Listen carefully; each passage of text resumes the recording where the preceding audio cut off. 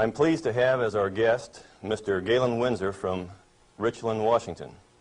I first heard of Galen from a tape that somebody gave to me some months ago, and I found his story to be absolutely fascinating. His story is unique, to say the least. Galen has been in 77 different cities in the last 2 years lecturing on the subject of nuclear energy. The majority of his life, the last 35 years, he spent processing plutonium from nuclear reactor sites. He has worked in the Manhattan Project facilities in Hanford, Washington, Oak Ridge National Laboratories and Nuclear Plant in Oak Ridge, Tennessee, General Electric's Midwest Fuel Recovery Plant in Morris, Illinois, General Electric's Fuel Fabrication Facility in San Jose, California, and Wilmington, North Carolina. And he's worked in every major reactor decommissioning project around this nation up to this present time. His major work in these projects has been the analytical process inventory control, which means that he was responsible for measuring and controlling the nuclear fuel inventory for these projects. Galen Winsor has few peers in the world in this area of expertise. And those few peers admittedly know and agree with the things that you'll be hearing on this tape. However, except for 2 or 3 of these experts, they've all chosen to remain silent for reasons which they only know, leaving this man then the burden of leading this lonely battle of exposing what we call the nuclear scare scam.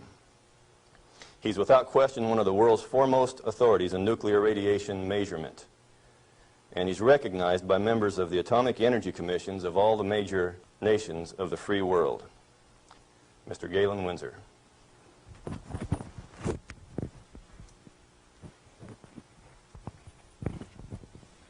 God bless you.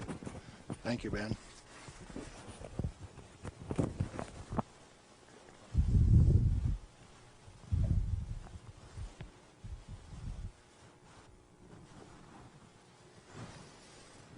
We've been considering today how best to approach this subject so that you would feel comfortable with where I am.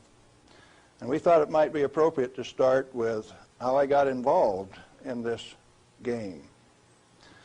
Now, in 1945, I was a Navy radioman out in the Pacific on a destroyer aimed for Japan. We had a one-way ticket. That's all you get, just one way. So, as we were becoming proficient at our business of fighting war, the Manhattan Project caught up with us and did a job. Now, the weapon that was dropped on Hiroshima, Japan in August 6, 1945 was a U-235, fully enriched U-235 weapon, where the material was separated and purified in Oak Ridge, Tennessee. The one that was dropped August 9th on Nagasaki was a plutonium weapon made at Hanford. But to those of us out in the Pacific, it was quite interesting. It had a ticket on it that says, "You get to go home." I was impressed.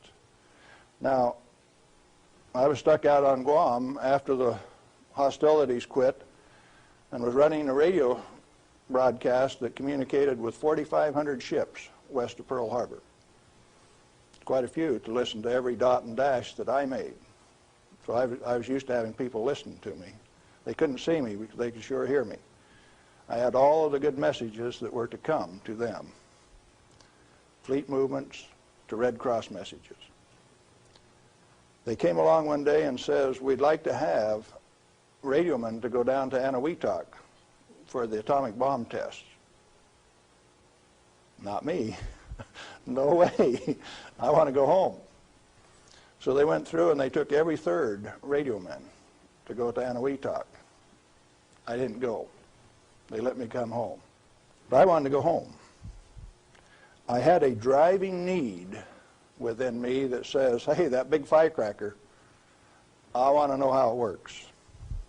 I want to know everything about how it works. So, back to the ranch in Nevada where I grew up and stacked hay all summer, gained back the 40 pounds that I'd lost out there in the islands. Into Brigham Young University in the fall of '46 in chemistry classes. Dr. Joseph Nichols could make an old farm kid like me love chemistry. I hadn't had any chemistry in high school, but the way Joe Nichols taught it, I wanted to know. So chemistry it was.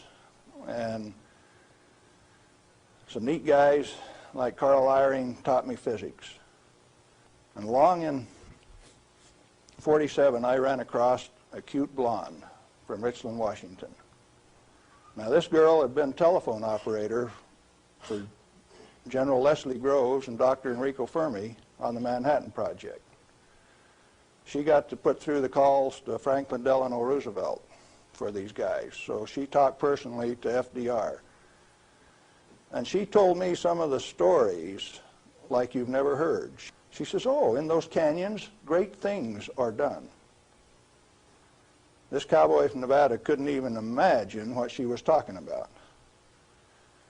Well, in 1947, after we were married, I ran until she caught me. But I wasn't going to get married anyway. I wanted to get my education. I had to get on with this thing. And so we went to Richland, Washington for the first time in September of 1947. I saw that those buildings she was talking about were there. 1,000 feet long, 11 stories high, 5 of them below ground. Tremendous things. And people all over. Camp Hanford in those days was a whole army camp just there to secure that place, to provide security. Thousands of soldiers. You move around out in the desert and hop out of a foxhole and pop a soldier with a gun in his hand. There wasn't any horsing around. It was all business. Back to school. In 1950, I applied for a job up there before I had graduated, and they were in such bad need of chemists, I had a job before I had my degree. And so the last year of my chemistry, mostly English, I did on a bus, riding 25 miles to work in the morning and 25 miles back at night. And I did advanced grammar and business writing and all of those things on that bus. But in September 1950, I got into this thing called plutonium processing when we did it barehanded, without instruments, without coveralls. We had some of the most peculiar acid burns in some of the shirts. And I found one of those the other day. It's got acid burns all up the front of it. Plutonium on it, too. Amazing. That was normal operation in those days. We ran those facilities, and we ran them so well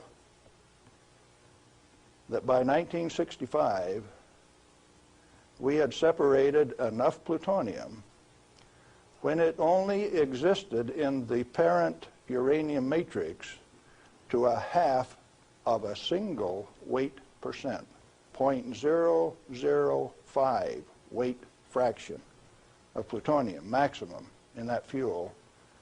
And we processed enough tons of uranium to recover enough plutonium by 1965 to meet the weapons needs of this country 10 times over for the foreseeable future. Now we're talking about a massive amount of work. Hands-on, do it type thing.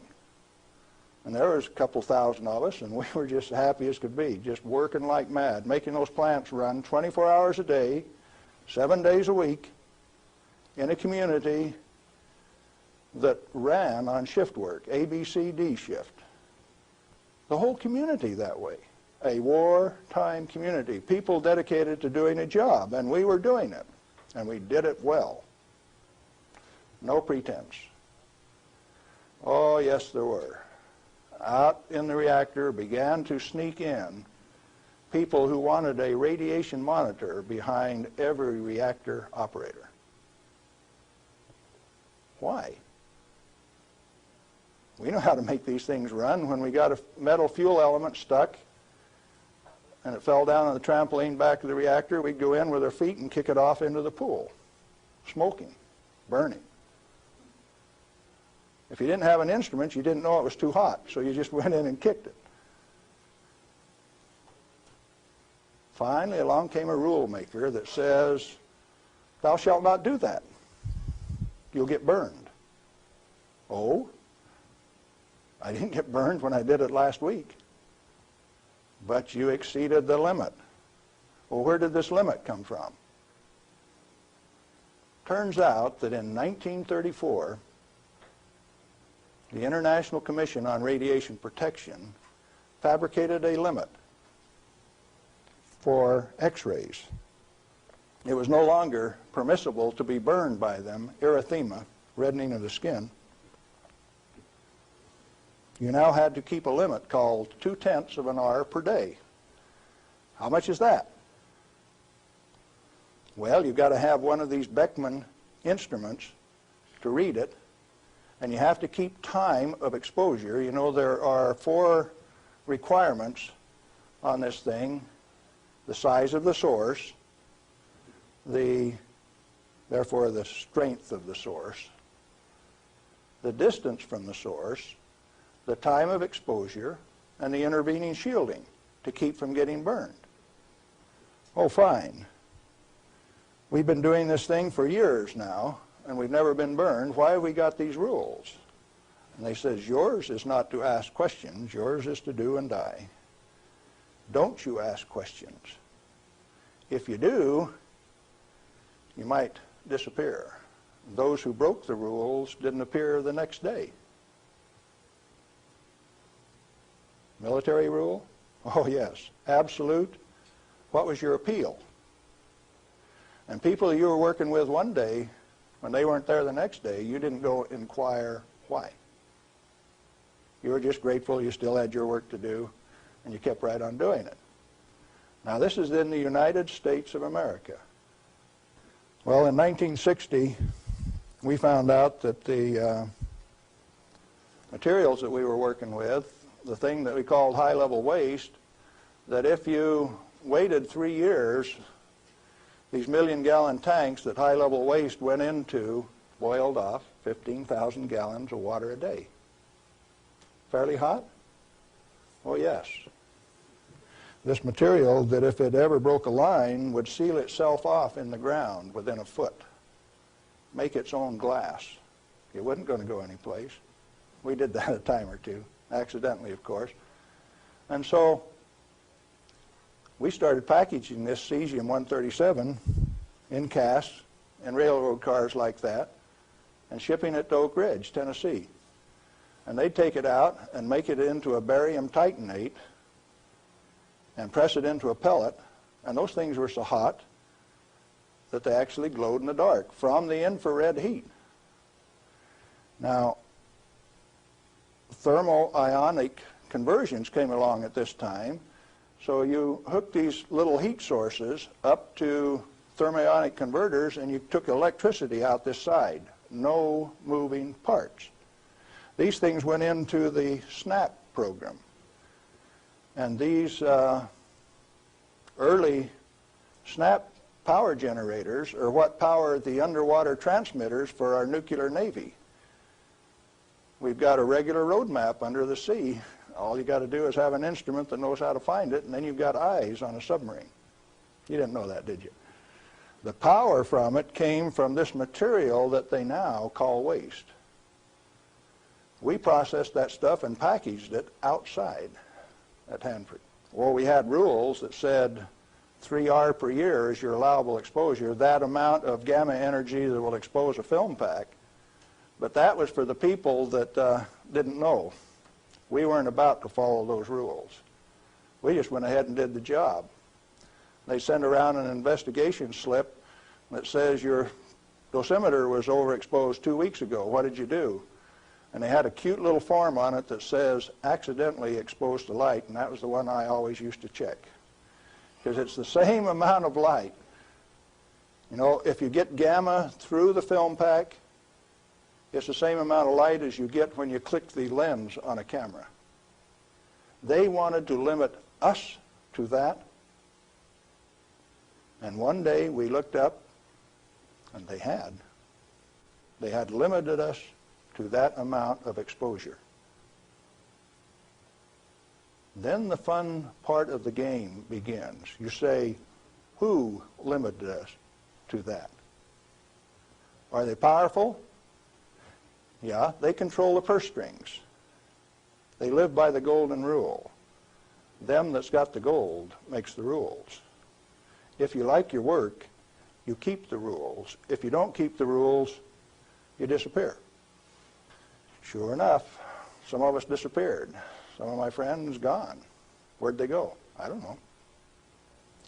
Well, 2 years ago, I started traveling for American Opinion Speakers Bureau, and one of the documents that they had was Major Jordan's diary. A story of shipping the technology and the material that was developed at Hanford in 1944 directly to Russia on U.S. Air Force planes out through Great Falls, Montana, Fairbanks, Alaska, under the auspices of one Harry Hopkins, and with the at least tacit approval of Franklin Delano Roosevelt. Now what are you going to do? That thing that we had been doing and feeling so good about had been shared at no expense with Russia. You go back and you check the record and you find Russia did not develop their own nuclear atomic weapon until 1949, even when we supplied them the material and the knowledge. 4 years after we touched them off at Hiroshima and Nagasaki. We weren't happy with that. We were just happy doing our job. Well, in 1965, General Electric was ready to leave Hanford. I'd worked for General Electric for that 15 years, and they took me out to California, San Jose, and we had in mind to design and build this nuclear fuel reprocessing plant at Morris, Illinois. They told me they were going to build it at San Luis Obispo. That's how they got me away from Hanford. But that was just to get me away from Hanford. I got to design the sampling analytical system for this plant. The sample cell was the hydraulic heart of this place. I got to dictate where they put the columns, how high the columns were in relation to my sample cell. One man standing in front of a lead glass window could sample any liquid stream in that whole plant. It took crews of men at Hanford to do the same thing. I wasn't happy with that, so I built an efficient system. I got to design that. I got to build it. Conceptual design, detailed design, build it, operationally test it. And in 1973, they says, forget it, friends, you don't get to run it. We had 170 tons, metric tons of spent fuel stored in the basin. And the then President of the United States, do you remember who it was? Jerry Ford. Says, friends, no way, you don't get to run it. That's when I started to kick over the traces. Up to that point of time, I thoroughly enjoyed my work. I had no limitations, practical limitations. I had all the money to spend. I was in charge of the design effort. I built it the way that I wanted to because it was technically correct. All I had to do was check with engineers and make sure that it was right. And all of a sudden I was told, you must reduce your limits of exposure by a factor of 10. I says, I won't do it. First thing you know, you got the word that says, oh, yes, you will. I says, no way. Well, that's when the rebel, Galen Winsor, started to show up. And when I found out that by management conference I couldn't get to these guys, I figured out another way. Now, in this plant is a beautiful pool.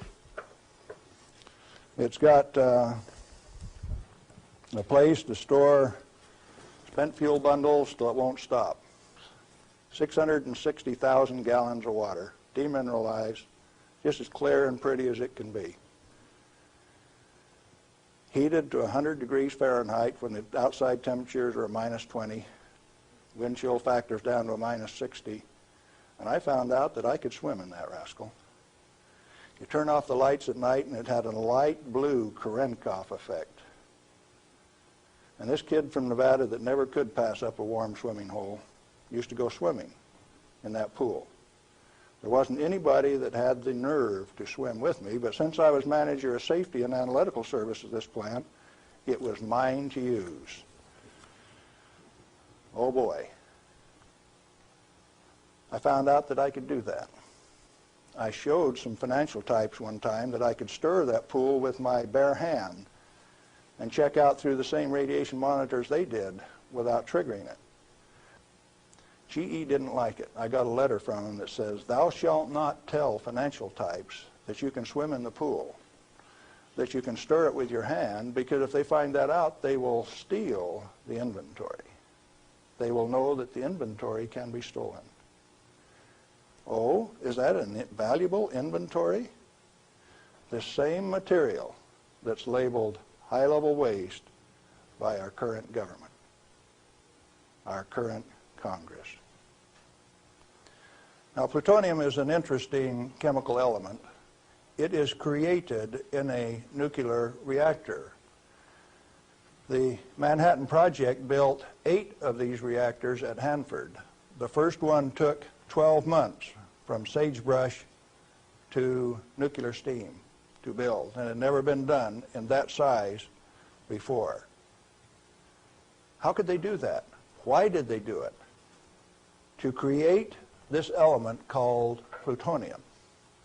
Plutonium has been assessed as being the most hazardous material on Earth.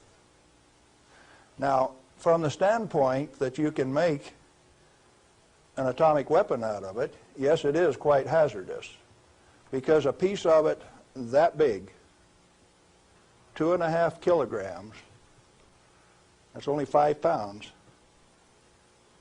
is the force that delivered 20,000 tons of TNT equivalent over Nagasaki.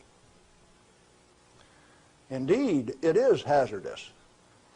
The one over Hiroshima that had fully enriched U-235 in it was 5 times as big.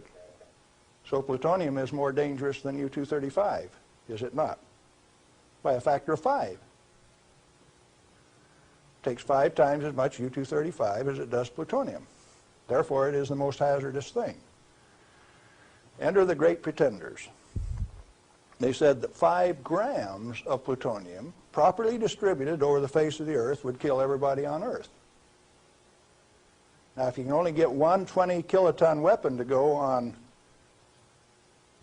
2,500 grams, how's 5 grams going to kill everybody on Earth? Early on, I had a fear that said, if there is this much fissile material, that can undergo a chain reaction, we called it in the beginning, then if you set a match to it, all the fissile material in the world is just going to keep right on going. Totally unfounded fear. It turns out that when you're in this business of recovering plutonium, like we recovered so much of it at Hanford, we found out that if you have it in a solution where it's less than 5% plutonium, it won't go critical any way that you kick it. And when you get it to 100% plutonium, you better be careful. Because if you put it in more than a 5-inch diameter cylinder, you're playing with fire. You can undergo what is known as an uncontrolled criticality, accidental criticality. The air turns blue. If the cylinder is sealed, it will explode from steam pressure. And that steam pressure builds up in a millisecond, which is about that long. No, you don't horse with it.